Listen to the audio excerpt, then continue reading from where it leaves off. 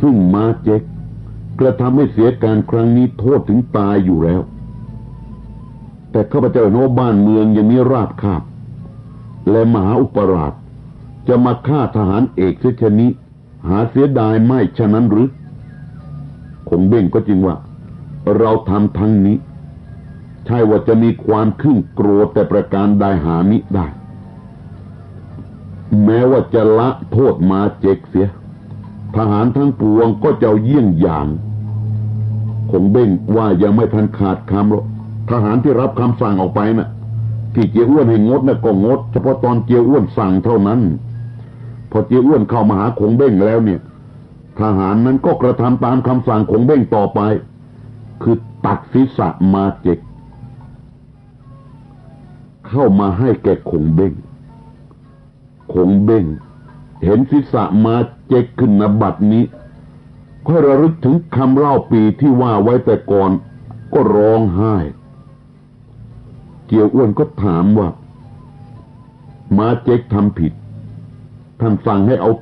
ตัวไปประหารชีวิตแล้วเหตุใดจึงมาร้องไห้อีกเล่า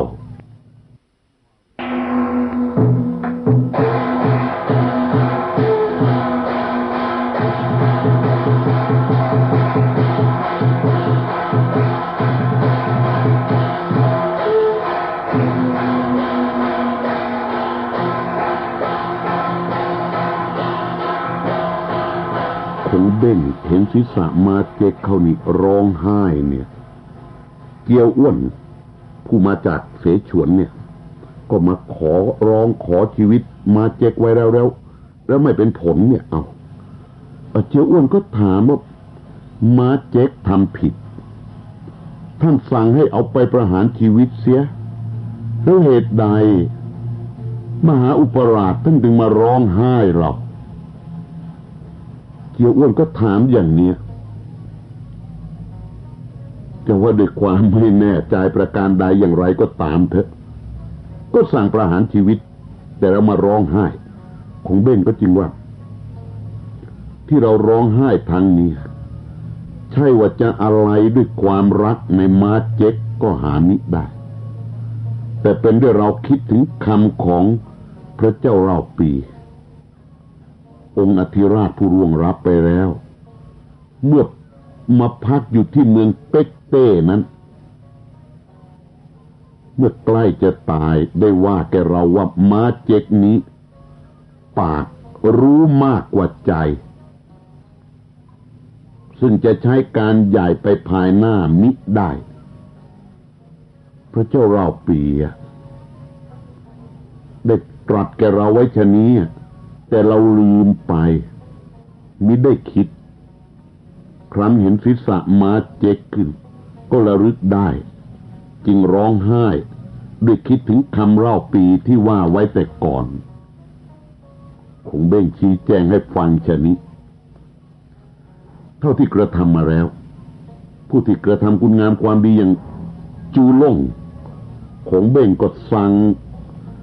ให้รางวัลเป็นอันมากแต่เอาละจูร่งไม่รับนะเรื่องของจูร่งคือทำดีก็ปูนบำเหน็จทำโทษมีผิดก็ต้องลงทันกันไปตามโทสานุโทษนั้นก็ได้กระทำไปแล้วกับคนอื่นนะแต่ตัวเองล่ะหกหลงกล่าวไว้แล้วบอกไว้แล้วเลยที่แพ้กลับมาครั้งเนี้ยเพราะตัวเองเนี่ยใช้คนผิดจากนั้นคงเบ้งก็ได้ให้ทหารเอาศีรษะมาเจ็กเนี่ยไปเที่ยวตระเวนรอบเมืองคือนี่จะต้องประจานกันตามโทษทันที่เป็นอย่างนี้ก็ต้องทำกันอย่างนี้ก็ให้กระทำไปต้องเอาศีรษะไปเที่ยวตระเวนรอบเมืองแล้วก็ให้แต่งการศพมาเจ็กตามประเพณี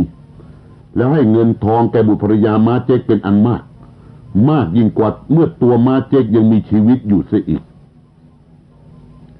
และณบัดนี้ล่ะหกหลงท่านมหาอุปราชแห่งเสฉวนผู้เป็นจอมทัพก็แต่งเป็นเรื่องราวให้เจียวอ้วนเนี่ยไปทูลพระเจ้าเราเสียนเป็นใจความว่าข้าพเจ้ายกทหาร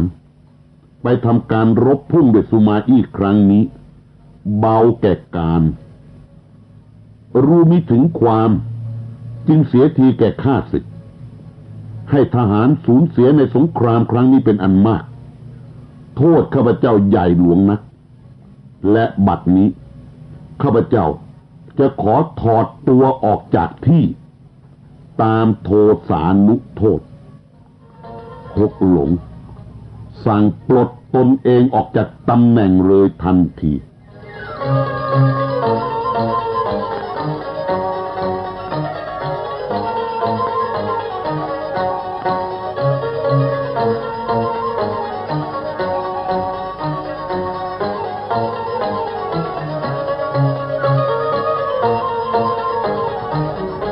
เจียวอ้วน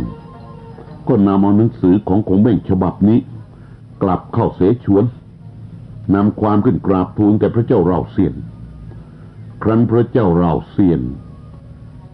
ได้แจ้งความทั้งสิ้นดังนั้นก็ตรัสแก่ขุนนางทั้งปวงว่าอันการสงครามนี้ก็เป็นประเพณีแพ้และชนะก็เป็นอยู่เช่นนี้มาแต่ก่อนซึ่งมหาอุปราชเสียทีแก่ข้าศึกครั้งนี้นั้นจะถอดเสียจากที่ฐานาศักดิ์ก็มิบังควรเหตุไฉนมหาอุปราชจึงมาเจรจาดังนี้คือถอดตัวเองจากที่นี่บิฮุยซึ่งเป็นขุนนางผู้ใหญ่ก็ทูลว่าอันกฎหมายแบบอย่างธรรมเนียมสำหรับแผ่นดินมาแต่ก่อนนั้นข้าพเจ้าแจ้งอยู่ว่านายทัพนายกองทั้งปวงซึ่งพระเจ้าหมื่นปีตรัสใช้ให้ถือพลไปทำการสงครามก็ย่อมถือกฎหมายเป็นบรรทัดฐานและซึ่งคงเบ้งเป็นมหาอุปราช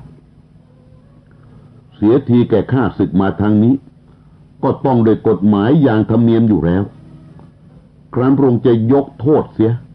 มิทำตามขนบธรรมเนียมณบัดนี้ประเพณีแผ่นดินก็จะฟั่นเฟือนไปขอให้กระทำตามเรื่องราวที่มหาอุปราชกราบทูลมาเถิดพระเจ้าเราเซียนได้ฟังบิฮุยขุนนางผู้ใหญ่เรียกขุนนางเก่าแก่แต่ครั้งพระเจ้าเราปีนู่นเนี่ยบิฮุยนี่อายุยืนเราเซียนได้ฟังนั้นก็เห็นชอบด้วยก็จึงมีตราให้ไปถอดคงเบ้งออกจากที่มหาอุปราชต่ำสักลงมา3 สถานเอาละจะเป็นยศอย่างแค่ไหนก็ตามต่ำลงมา3 สถานให้เป็นแต่ที่อิ๋วจงปุนก็ยังคงได้บังคับบัญชาฐานทั้งปวงเหมือนกับมหาอุปราชและค่อยบิฮุยถือหนังสือนี้ไปบิฮุยก็ถือหนังสือรับสั่งไปยังเมืองฮันตงเข้าไปคำนับคงเบ้งแล้วก็เอาตราออกส่งให้แล้วก็คิดกลัวว่าคงเบ้งเนี่ยจะได้ความอัปยศบิฮุยก็จึงว่าแต่แรกมหาอุปราชยกฐานไปตีหัวเมืองนะก็ได้ถึง10 ตำบลพระเจ้าเราเซียนและเสนาบดีอาณาประชาราษฎรก็มีความยินดีสรรเสริญสติปัญญาความคิดมหาอุปราชท่านทั้งเมืองบิฮุยกล่าวอย่างนี้เรียกว่าจะปลอบโยนเอาใจไว้ตามควรไม่ให้เสียอกเสียใจไม่ให้อัปยศอดสูใจคงไม่มีบิฮุยว่านั้นก็โกรธหน้าตึงเลยทีเดียวก็จริงว่าแต่แรกเราตีได้หัวเมืองต่างๆก็จริงแต่ครั้นมาภายหลังก็กลับเสียมิได้เป็นสิทธิ์แก่เราตัวก็รู้อยู่ด้วยกันนี่ท่านมาเจรจาชะเนี้ยมีเยาะเราหรือบิฮุยเห็นคงเบ้งโกรธหน้าตึงฉะนั้นก็แกล้งเฉยเสียทำเป็นไม่รู้ก็ถลายพูดต่อไปว่าพระเจ้าเราเซียนแจ้งไปว่ามหาอุปราชได้เกียงอุยซึ่งเป็นทหารของพระเจ้าโจยอยมาไว้ด้วยก็ยินดีนักหนาบิฮุยนี่เก่งชักเรื่องออกไปเสียพูดไปถึงเรื่องของเกียงอุยขึ้นอย่างเงี้ยคงเบ้งก็จึงว่าเราไปทำการครั้งเนี้ยเสียถ้าแกล้วทหารเป็นอันมากเสียเปรียบข้าศึกน่ะถึง100 เท่าและได้ฐานมาแต่ผู้เดียวนี้ จะเกื้อหนุนสิ่งใดใช่ว่าเขาจะเปลืองทหารลงก็หาไม่ท่านจะว่าให้เราอัปยศไปใหญ่คงเบ่งก็ยังพูดอย่างนี้อยู่อีกบีหุยก็พูดต่อไปว่าบัดนี้มหาอุปราชซ่องสุมทหารไว้อีก30-40 หมื่นเนี่ยยังจะคิดทำการแก้มืออีกหรือประการใดคงเบ่งก็จึงว่าครั้งก่อนเรายกทหารไปทำเสียการแก่ข้าศึกที่ตำบลกิกกนั้นเป็นอันมากทุกวันนี้ก็เหมือนเป็นผีอยู่ในอกช้ำใจยิ่งนักก็คิดจะไปทำการแก้แค้นให้ได้ท่านอุตส่าห์ทำการด้วยเราเถิดบีวุยได้ฟังเช่นนั้นก็มีความยินดีด้วยคำนับแล้วก็ลากลับไปเมืองเสฉวนฝ่ายของเบ่งก็ส่องสุมตะแกล้ฐานทั้งปวงซ้อมหัดการตามกระบวนทัพกระบวนศึกสงครามตระเตรียมพรักพร้อมไว้ทุกประการขณะนั้นกิตติศัพท์ก็แจ้งไปถึงเมืองลกเอียงพระเจ้าโจยอยก็จึงให้หาสุมาอี้เข้ามาปรึกษาว่าจะยกไปตีเมืองเสฉวนสุมาอี้ก็จึงว่าอันเทศกาลนี้ก็เป็นฤดูคิมหันร้อนนักซึ่งกองทัพเมืองเสฉวนและเมืองฮันตงจะยกมาทำอันตรายนั้นก็เห็นยังจะมามิได้ฝ่ายเราจะยกไปตีเมืองเสฉวนและเมืองฮันตงเราก็มิสะดวกด้วยคงเบ้งรู้ตัวก็จะยกฐานมาตั้งสลักทางเสียพระเจ้าโจยอยก็จึงว่าซึ่งท่านจะรอกองทัพนี้ยกไปนั้นก็ชอบอยู่แม้ว่าข้าศึกจะมาทำอันตรายแก่เราก่อนล่ะท่านจะคิดประการใด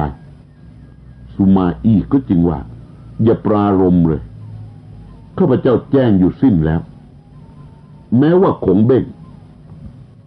จะกล้ายกมาทำอันตรายแก่เราครั้งนี้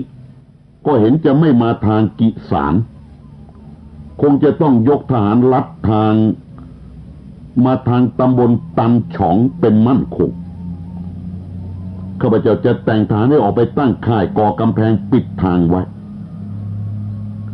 มิให้ข้าศึกล่วงเข้ามาถึงเมืองได้พระเจ้าโจยอยก็มีความยินดีก็ถามว่าท่านจะแต่งให้ผู้ใดออกไปสุมาอี้ก็จึงกราบทูลว่าเฮกเจียวซึ่งเป็นขุนนางตำแหน่งที่จบป๋าจงกุนเจ้าเมืองโหไสนี้มีกำลังและตัวเองก็สูงถึง6 ศอกเศษและเป็นผู้ประกอบด้วยปัญญาความคิดมากเห็นจะต่อสู้กับคงเบ้งนั้นได้ข้าพเจ้าจะแต่งให้เฮกเจียวจบป๋าจงกุนแห่งเมืองโหไสนี้ออกไปตั้งสกัดทัพอยู่พระเจ้าโจยอยก็เห็นด้วยจึงให้คนถือหนังสือไปถึงเฮกเจียวณเมืองโหไสให้ยกทหารมาตั้งขัดทัพอยู่ณตำบลตันฉองตามคำสุมาอี้ทุกประการขณะนั้นมีทหารถือหนังสือมาแต่เมืองเอี้ยวจิ๋วว่าบัดนี้จิ๋วหองเจ้าเมืองกวนหยงยกเอาเมืองมามอบให้แก่โจหิวแล้วเขาเรียกเอาเมืองมาออกแก่โจหิวแล้วคือมายอมสามิภักดิ์มอบเมืองถวายเมืองให้โจหิวพระเจ้าโจยอยก็หนังสือนั้นมาฉีกผนึกออกอ่านดูเป็นใจความ7 ข้อว่าให้ยกทหารไปตีเอาเมืองกังตังก็จึงปรึกษาสุมาอี้ก็จึงทูลว่าซึ่งว่ามาในหนังสือทางเนี้ยชอบนักถ้ากระนั้นข้าพเจ้าจะขอยกไปช่วยโจหิวทำการกำจัดข้าศึกเสียตีเอาเมืองกังตังให้จงได้นี่ก๊กทั้ง3นี่ก็เป็นเช่นนี้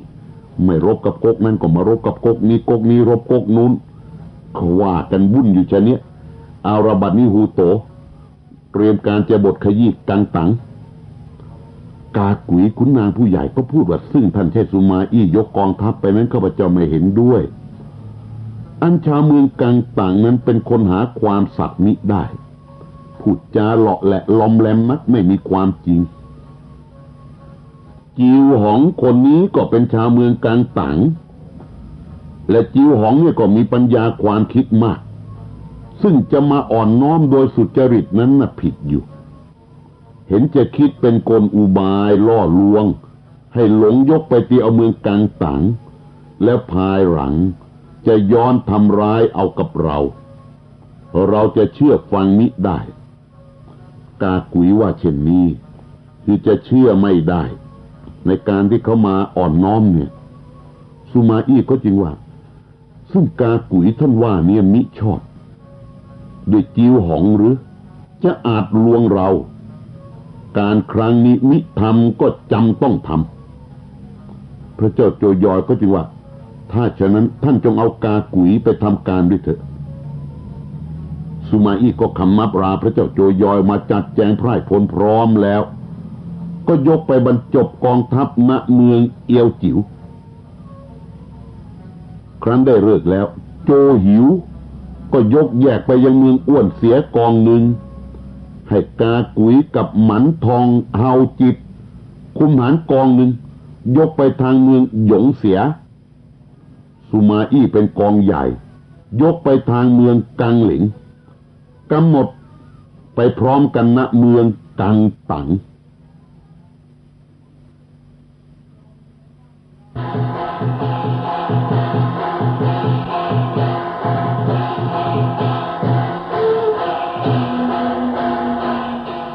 ฝ่ายซุ่นกวนแห่งกังตังตอนนี้ความจริงก็ต้องเรียกว่าพระเจ้าซุ่นกวนล่ะรู้ว่ากองทัพสุมาอี้โจหิวแห่งฮูโตลกเอียงโยกมานี่ก็ปรึกษากับขุนนางทั้งปวงว่าจิวหองแต่งกลอุบายเข้าไปนบนอบเข้าด้วยโจหิวลวงให้ยกฐานมาเป็น3 ทางก็ใกล้ที่จะถึงเมืองเราซึ่งเจ้าชัยชนะแก่ข้าศึกในบัดเนี้ยท่านทั้งหลายจะคิดประการใดโกหยงก็จึงว่าอันการทั้งนี้ก็ใหญ่หลวงอยู่ขอให้ลกซุ่นนี่ลกซุ่นแต่แรกเป็นแม่ทัพที่เป็นนายทหารที่ไม่มีใครรู้จักชื่อเสียงหลังจากบทขยี้กองทัพ70 กว่าหมื่นของเล่าปีแรกรานไปแล้วเนี่ย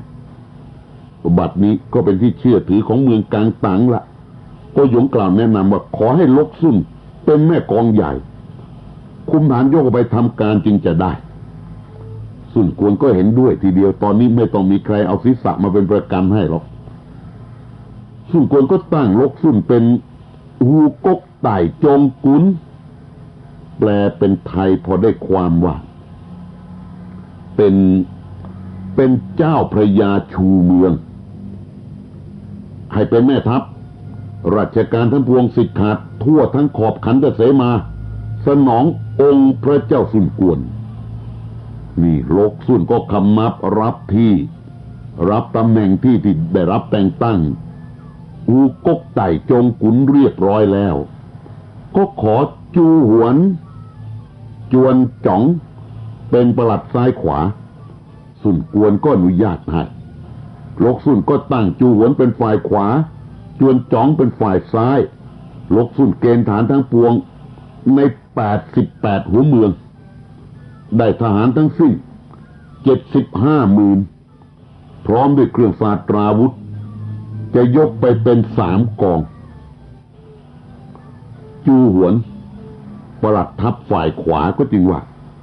ซึ่งโจหิวหลงด้วยกลอุบายของจิวหองยกกองทัพล่วงเข้ามาทางนี้โจหิวเนี่ยเป็นคนหาปัญญามิได้เราจะยกไปต่อด้วยโจหิวทางนี้เห็นจะได้ชัยชนะถ่ายเดียวแม้โจหิวแตกแล้วข้าพเจ้าเห็นว่าคงจะต้องหนีไปทางเฮียบเสร็จและกุยกี2 ทางนี้เป็นมั่นคงอันหนึ่งทาง2 ตำบลเนี่ยก็เป็นฟอกเขาคับแคบนักข้าพเจ้ากับจวนจ๋องจะขอทหารไปตัดไม้ทับทางขนศิลามาถมทางเสียก่อนก็จะจับตัวโจหิวได้โดยง่าย ถ้าได้ตัวโจหิวแล้วเราก็จะรีบยกเข้าไปตีเอาเมืองซิวฉุนอันเป็นเมืองสำคัญนั้นให้จงได้เมื่อได้เมืองซิวฉุนสมคะเนแล้วก็จะเดินทัพสบายเข้าไปเอาเมืองฮูโตเมืองลกเอียงได้โดยสะดวกจูหวนปลัดทัพฝ่ายขวากล่าวดังนี้ลกซุนเจ้าพระยาหนุ่มก็จริงว่าซึ่งท่านว่าชะนี้มิชอบอุบายของเราอันหนึ่งข้าพเจ้าคิดไว้เสร็จอยู่แล้วท่านอย่าวิตกเลยลกซุนกล่าวเท่านี้แต่ไม่ได้เปิดเผยกลอุบายแต่ประการใดให้ทราบละลกซุนจัดการให้จูกัดกิงมีพี่ชายจูกัดเหลียงฮกหลงคงเบ้งจูกัดกินพี่ชายคงเบ้งซึ่งอยู่กลางตังนะให้คุมฐานอยู่รักษาเมืองกังเหลงคอยรับกองทัพสุมาอี้แล้วก็ตระเตรียมฐานพร้อมไว้คอยเลิกอยู่ก่อน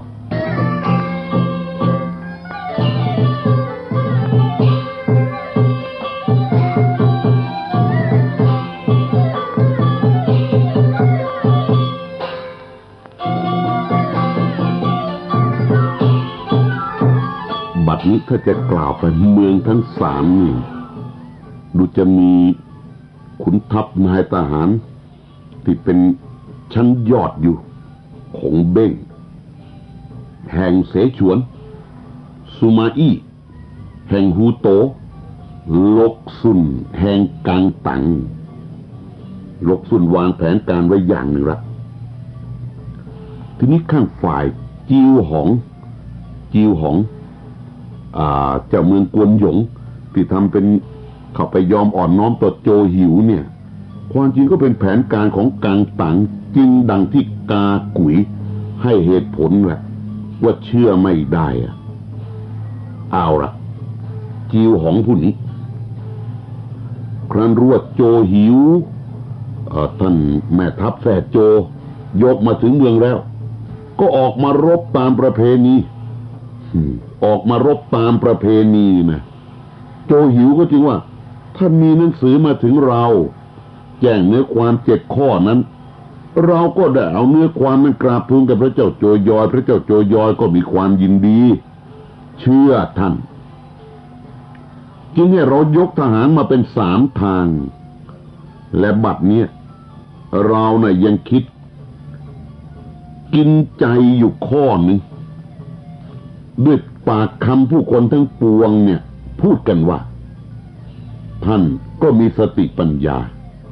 กอบด้วยอุบายมาก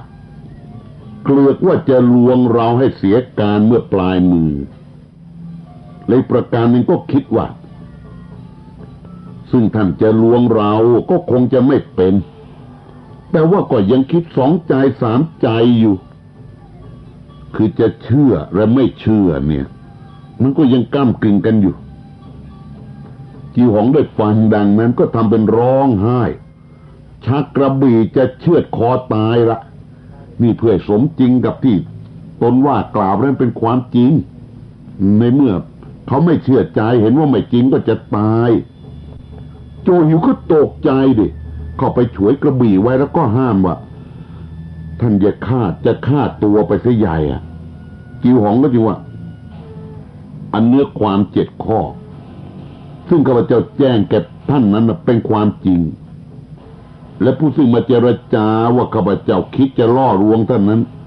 ชะรอยจะเป็นกลอุบายของเมืองกังตังแกล้งใช้ปรากฏมาปรารถนาจะไม่ให้ท่านเชื่อใจข้าพเจ้าน้อยใจว่าตัวนี้ถ้าเป็นฟักแฟงก็จะพาออกให้ท่านเห็นเพชรได้จริงข้างในนี่เขาว่าอย่างนี้เลยจิวหองว่าแล้วก็ทำทีจะเอากระบี่เชือดคออีกละโจหิวเห็นนั้นก็ชิงกระบี่ไว้แล้วก็เข้ากอดตัวจิวหองเข้าไว้แล้วก็พูดว่าข้าพเจ้าว่าสัพยอกลองใจท่านเล่นเท่านี้หรือจะฆ่าตัวเธอเล่าขอขมาเถอะท่านอย่าถือโทษข้าพเจ้าเลยจิวหองก็จริงว่าข้าพเจ้าสัตย์ซื่อต่อท่านจริงๆควรหรือมาว่าชะนี้เรานี่ว่าแล้ว จีหองก็กระบี่นะมาตัดผมของตนทิ้งออกไปคือกระทำการครั้งหนึ่งคล้ายกับที่โจเม้งเต้โฉแต่เมื่อก่อนนู้นเคยกระทำจีหองทำอย่างนี้เอากระบี่มาตัดผมของตนทิ้งแล้วก็พูดว่าเส้นผมนี้เป็นที่รักดังบิดามารดาข้าพเจ้าตัดออกให้ท่านเห็นความจริงจงพิเคราะห์ดูเถิดโจหิวเห็นจีหองทำนั้นก็เชื่อสนิทใจค่อยแต่งโต๊ะมาเลี้ยงดูกันครั้นกินโต๊ะแล้วจีหองก็ขมับลากลับไปแต่ทั้งสิ้นทั้งปวงนี้จีหองน่ะแสร้งกระทำให้เขาเห็นจริงเห็นจังครั้นรุ่งขึ้นเช้ากากุ๋ยก็มาถึงพร้อมกันก็เข้าไปหาโจหิวขมับกันตามประเพณีแล้วโจหิวก็ถามว่าท่านมีกิจสิ่งใดจะว่าประการไรอย่างไรหรือจงว่าไปกากุ๋ยก็จึงว่าข้าพเจ้าเข้ามาบัดนี้หวังจะพูดกับท่านให้แน่นอนเสียด้วยข้าพเจ้าเห็นว่าทหารเมืองกลางต่างนั้นจะมาตั้งสกัดอยู่ทางเมืองอ้วนเสียขอท่านอย่าพึ่งยกทหารล่วงเข้าไปก่อนคอยท่าให้กองทัพซูมาอี้ยกมาถึงพร้อมกันแล้วจะได้ยกเข้าไปช่วยกันระดมตีเอาทีเดียวกากุ๋ยเข้ามาว่าอย่างนี้ให้รอก่อนโจหิวผู้มั่นใจในแผนการของตนแล้วก็รู้สึกว่าได้ทดสอบจิวหองจนแน่นอนแล้วว่าไม่ได้ทรยศหลอกลวงเนี่ยและก็เป็นผู้ปรารถนาความดีความชอบใส่ตนให้เกินหน้าคนอื่นอยู่ด้วยจิวหองก็จริงว่าท่านมาห้ามปรามเราทางเนี้ยปรารถนาจะทำการชิงความชอบของเรากระนั้นหรือนี่กากุ๋ยก็จริงว่าข้าพเจ้าแจ้งว่าจิวหองน่ะได้มาตัดผมสาบานแก่ท่านนั้นนั่นน่ะเป็นกลอุบายหรอกหาจริงแต่ประการใดไม่ข้าพเจ้าจึงเข้ามาห้ามท่านไว้ให้คอยท่ากองทัพซูมาอี้อีกกองหนึ่งให้พร้อมกันก่อนแม้ฉุกว่ามีเหตุประการใดอย่างไรก็จะได้ช่วยกันได้สะดวกทันท่วงทีกากุ๋ยก็ให้เหตุผลไปตามความคิดของตนเช่นนี้โจหิวก็จริงว่าแรกจะมาทำสงครามควรหรือมาเจรจาว่าเป็นกลอุบายชนิดท่านจะกระทำให้ตะแกล้ฐานทัพบกเสียน้ำใจให้เสียการไปกระนั้นหรือเช่นนี้เอาไว้มิได้นี่โจหิวท่านแม่ทัพแท้โจกว่ากับกากุ๋ยชนิดแล้วก็สั่งให้ทหารเอาตัวกากุ๋ยเนี่ยไปประหารชีวิตก็เลยฐานทั้งปวงก็จริงว่าซึ่งท่านใช้ฆ่ากากุ๋ยเท่านั้นสงครามก็ยังไม่ได้กระทำแก่ข้าศึกก่อนเลยข้าพเจ้าเห็นว่ายังมีบางควร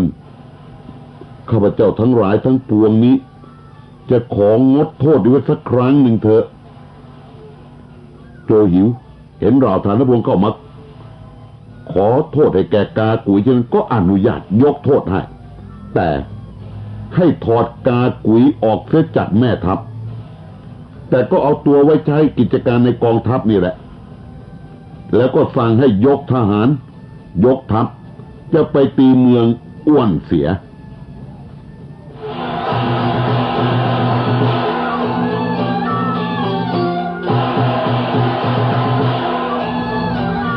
ขณะนั้นจิวหองแจ้งว่าโจหิวคือท่านแม่ทัพแท้โจถอดกากุ๋ยออกเสียจากที่แม่ทัพแล้วเนี่ยจิวหองก็จึงคิดว่าเนี่ยถ้าแม้ว่าโจหิวเชื่อฟังถ้อยคำกากุ๋ยแล้วเมืองกลางต่างก็จะมีอันตรายบัดนี้เทพยดาจะให้ความชอบเกิดแก่เราจึงเผอิญให้เป็นเช่นนี้คือให้โจหิวเนี่ยเชื่อถือในคำพูดของเรา คิดแล้วก็มีความยินดีจิ้วหองก็แต่งหนังสือไปถึงลกซุ่นแม่ทัพหนุ่มแห่งกลางตังว่าบัดนี้โจหิวหลงด้วยกลของข้าพเจ้าจะยกกองทัพล่วงเข้ามาแล้วขอให้ท่านคิดอ่านทำการเอาชัยชนะให้จงได้เถอะลกซุ่นแจ้งหนังสือฉบับนี้ก็สั่งทหารยกไปซุ่มอยู่ณตำบลเซ็กเต็งนั่นกองหนึ่งแล้วก็แต่งให้ชีเส้งนี่ฐานเก่าเป็นกองหน้ายกฐานร่วมไปกองหนึ่งข้างฝ่ายโจหิวท่านขุนพลแซ่โจแม่ทัพใหญ่ก็พาเอาตัวจิวฉองเนี่ยมาด้วยมาถึงกลางทางก็ถามว่าที่จะพักทหารข้างหน้านั้นน่ะชื่อตำบลใดจิวหองก็บอกว่าข้างหน้านั้นชื่อว่าตำบลเซ็กเต็งขอให้ท่านยกฐานรีบเข้าไปเถิดอย่าได้วิตกเลยโจหิวก็หาได้มีความสงสัยประการใดอย่างไรกับจิวหองไม่ละก็รีบให้ยกฐานนั้นปวงไปพักณตำบลเซ็กเต็งชีเส้งคุมหารมาซุ่มอยู่แล้วนะเวลารุ่งเช้ามาชัยก็ไปสอดแนมได้เนื้อความก็มาแจ้งว่าบัดนี้กองทัพเมืองกลางตังยกมาตั้งสกัดปากทางอยู่โจอยู่ด้วยแจ้งนั้นก็ตกใจก็จึงว่าจิวหองบอกกับเราว่าตำบลเซ็กเต็งน่ะทางสะดวกอยู่หามีกองทัพใดๆไม่และบัดนี้เหตุไฉนจึงมีกองทัพมาตั้งสกัดอยู่อีกเรานี่ท่านแซ่โจก็ให้ทหารรีบไปหาตัวจิวหองมาสิจะมาสอบถามดูให้ไปเอาตัวมาในทันทีทหารก็ไปแต่แล้วก็กลับมาบอกว่าจิวหองพร้อมด้วยบ่าวไพร่ประมาณ30 คนน่ะบัดนี้หนีไปซะแล้วโจหิวก็รู้นะบัดนี้เองที่ว่าจิวหองที่กระทำการมาแต่ต้นแต่เริ่มเลยน่ะคือเอาเมืองมาออกแก่โจหิวอะทำมาเป็นอ่อนน้อมด้วยกระไรด้วยทำมาเป็นอ่อนน้อมด้วยกระไรด้วยทำมาเป็นอ่อนน้อมด้วยกระไรด้วยทำมาเป็นอ่อนน้อมด้วยกระไรด้วย